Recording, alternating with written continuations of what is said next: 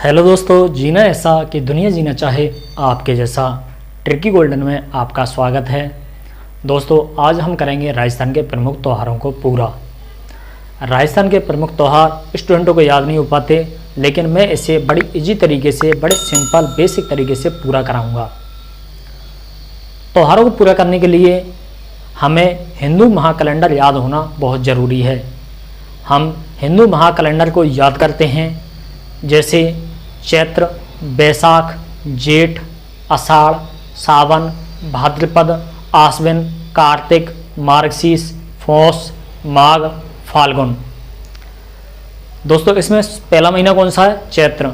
चैत्र आता है जो इंग्लिश कैलेंडर के हिसाब से मार्च अप्रैल में आता है, यानी आधी मार्च निकल जाती है और आधी अप्रैल में आता है। इसी प्रकार बैसाख आधा अप्रैल और आधा मई में आता है।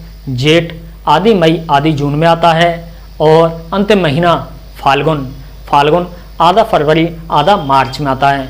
दोस्तों, ये जरूर नहीं कि हमें चैत्र ही याद रखना है, हमें फाल्गुन ही याद रखना है। हमें जिस प्रकार बुजुर्ग लोग याद रखते थे उसी प्रकार आप याद रख सकते हो। इन्हें हम कैसे पूरा करेंगे, कैसे याद करेंगे? इन्हें हम 6 के डिवाइस में बांट देते हैं और नॉर्मली आप 4-5 बार रिपीट करोगे तो याद हो जाएंगे। जैसे चैत्र, बैसाख, जेठ, आषाढ़, सावन, भाद्रपद। चैत बैसाख जेठ आषाढ़ सावन भादव। चैत बैसाख जेठ आषाढ़ सावन भादव। आश्विन कार्तिक मार्गशीर्ष पौष माह फाल्गुन। आश्विन कार्तिक मार्ग पौष माह फाल्गुन। एक और बार रिपीट कर लेते हैं। चैत्र बैसाख जेठ आषाढ़ सावन भादव। आश्विन कार्तिक मार्ग पौष माघ फाल्गुन। दोस्तों, इसे 4-5 बार रिपीट करना, आपको स्वयं याद हो जाएंगे। अब इसके बाद दोस्तों हम पूरा कर लेते हैं। हर माह को 15-15 दिन के डिवाइस में बांटा गया है, यानी 1 से 15 दिन तक कृष्ण पक्ष और 16वें दिन से 30वें दिन तक फिर शुरू हो जाता है शुक्ल पक्ष, यानी उस टाइम 1 से फिर तारीख शुरू हो जाती है। यहाँ 16, 17, 18 तारीख नहीं चलती हैं, 15 दिन तक की तारीख चलती हैं। जैसे सबसे पहले आता है पूर्णिमा। तो पूर्णिमा को हम कैसे याद रखेंगे? पूर्णिमा अमावस्या को स्टूडेंट भूल जाते हैं। जिस समय चंद्रमा पूरा दिखाई देते उसे पूर्णिमा, पा से पूरा, पा से पूर्णिमा। जिस समय चंद्रमा पूरा दिखाई दे वह होता है पूर्णिमा। और इसके बाद आता है कृष्ण पक्ष, और कृष्ण पक्ष 15 दिन तक चलता है और 15वें दिन आती है अमावस्या। अमावस्या के दिन चंद्रमा बिल्कुल गायब हो जाता है, यानी दिखाई नहीं देता है, तो उसे बोलते हैं अमावस्या। अमावस्या में अंधेरी रात होती है। और अमावस्या के बाद आता है शुक्ल पक्ष। शुक्ल पक्ष 1 तारीख से 15 तारीख तक चलता है और 15वीं तारीख को पूर्णिमा आती है। जिस दिन चंद्रमा पूरा दिखाई दे वह पूर्णिमा, और जिस दिन चंद्रमा दिखाई ना दे वह होती है अमावस्या। दोस्तों, कृष्ण पक्ष को बदी बोला जाता है और शुक्ल पक्ष को सुदी बोला जाता है। इसे आप कैसे याद रखेंगे? सा से सुदी, सा से सुदी, और कृष्ण पक्ष हो जाएगा बदी से। कृष्ण पक्ष को काला पक्ष बोला जाता है। कृष्ण पक्ष में बहुत कम त्यौहार मनाए जाते हैं, यानी हिंदू रीति रिवाज में माना जाता है कि कृष्ण पक्ष काला पक्ष है, इसलिए इस समय कम त्यौहार मनाए जाते हैं। अब हम सीधे त्योहारों पर आते हैं। तो सबसे पहले दिन कौन सा है साल का? चैत्र कृष्ण एकम।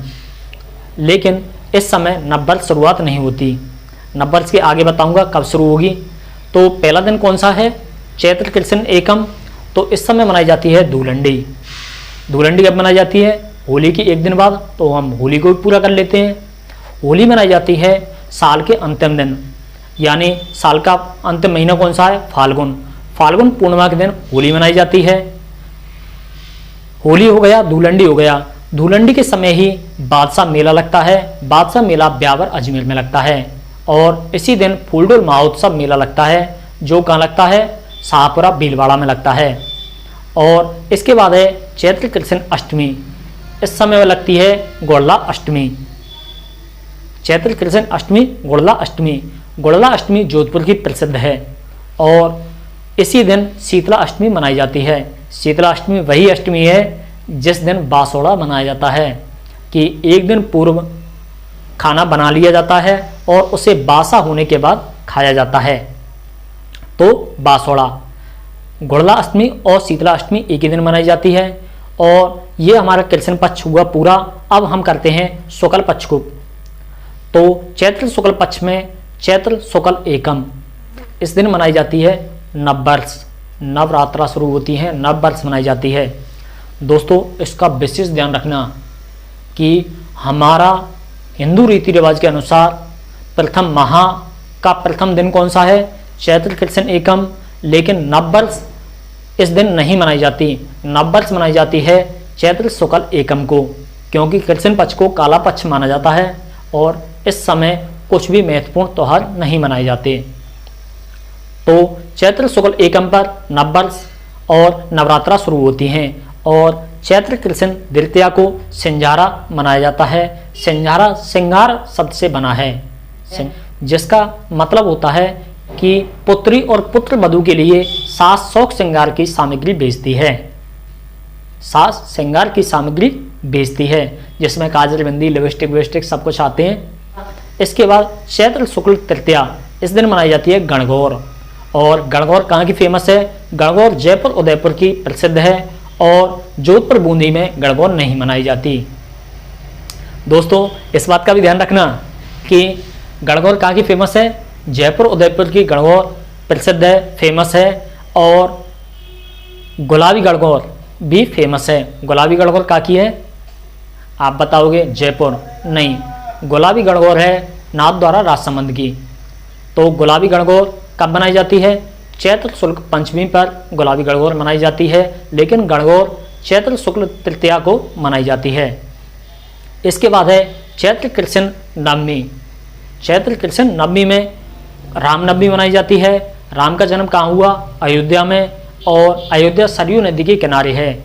इस दिन सरयू नदी का स्नान पवित्र माना जाता है। एक और बार हम रिपीट कर लेते हैं चैत्र के माहों को।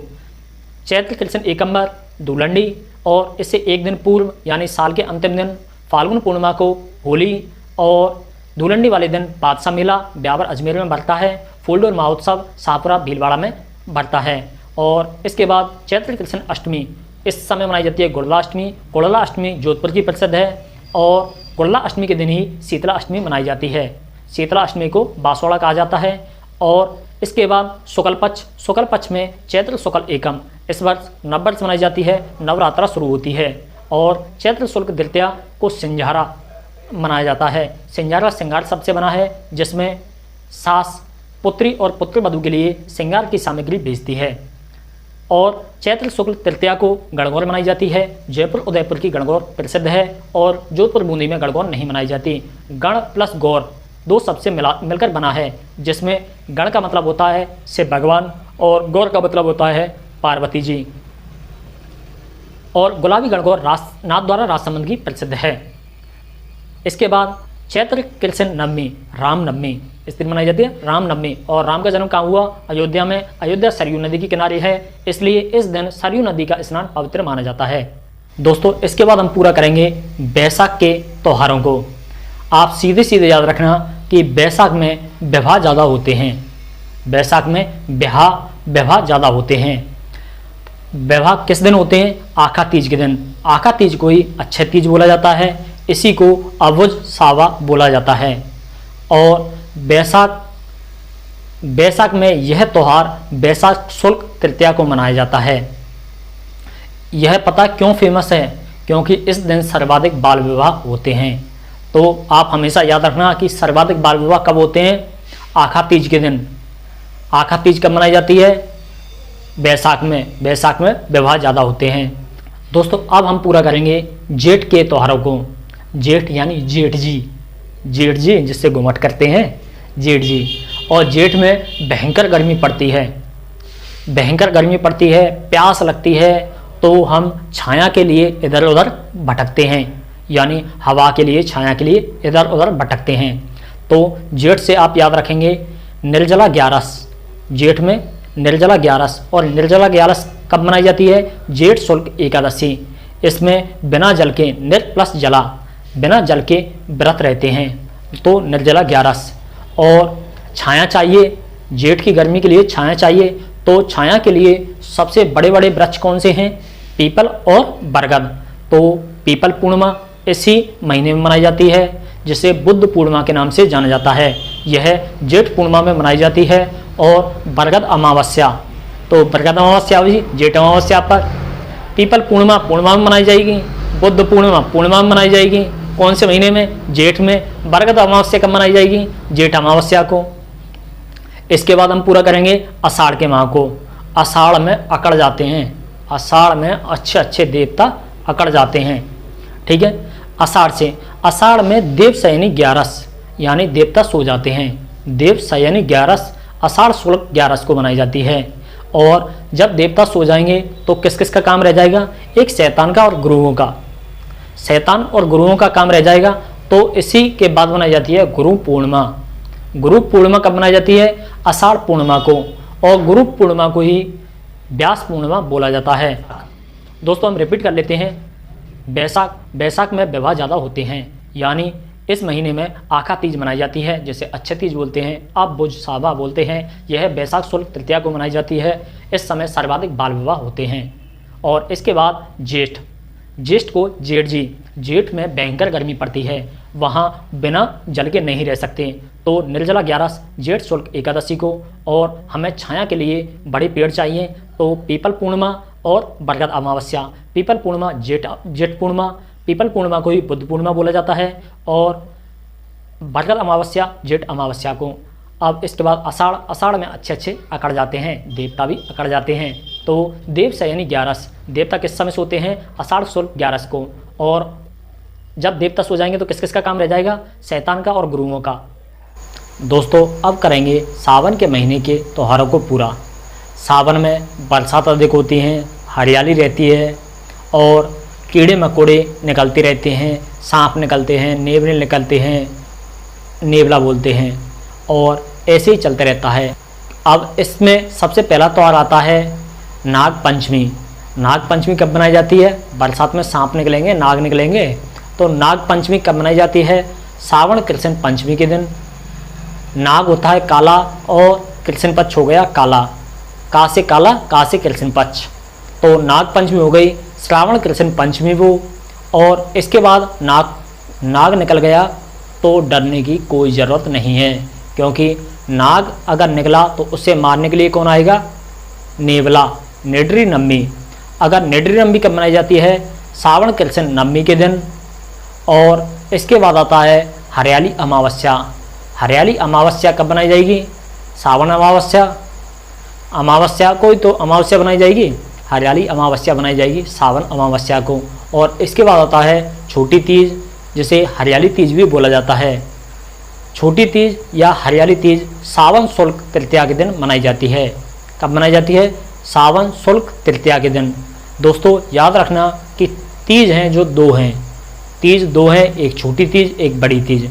छोटी तीज सावन के महीने में मनाई जाती है, और बड़ी तीज बूढ़ी तीज जो भादों के महीने में मनाई जाती है, भाद्रपद में मनाई जाती है। छोटी तीज हरियाली तीज के बाद आती है रक्षाबंधन, और रक्षाबंधन मनाई जाती है सावन पूर्णिमा के दिन। और रक्षाबंधन के दिन नारियल के वृक्ष की पूजा होती है, नारियल की पूजा होती है, तो इसलिए इसे नारियल पूर्णिमा भी कहा जाता है। और इसी दिन पीपल के वृक्ष की भी पूजा होती है। दोस्तों इस बात का ध्यान रखना, जैसे रक्षाबंधन सावन पूर्णिमा के दिन मनाई जाती है, ऐसे ही जितने भी हिंदू रीति रिवाज में बड़े बड़े त्यौहार हैं वह सभी पूर्णिमा और अमावस्या को मनाए जाते हैं। दोस्तों ऐसे हम एक और बार रिपीट कर लेते हैं।